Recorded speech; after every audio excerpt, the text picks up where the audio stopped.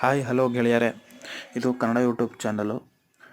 ಕನ್ನಡ ಯಾವುದೇ ಮೂವಿಗಳ ಅಪ್ಡೇಟ್ ಬಗ್ಗೆ ನಿಮಗೆ ತಿಳ್ಕೋಬೇಕು ಅಂದರೆ ಕೆಳಗಡೆ ಕಾಣ್ತಾ ಇರೋ ಸಬ್ಸ್ಕ್ರೈಬ್ ಮೇಲೆ ಕ್ಲಿಕ್ ಮಾಡಿ ಮತ್ತು ಪಕ್ಕದಲ್ಲಿ ಕಾಣ್ತಾ ಇರೋ ಬೆಲ್ ಐಕನ್ ಮೇಲೆ ಪ್ರೆಸ್ ಮಾಡಿ.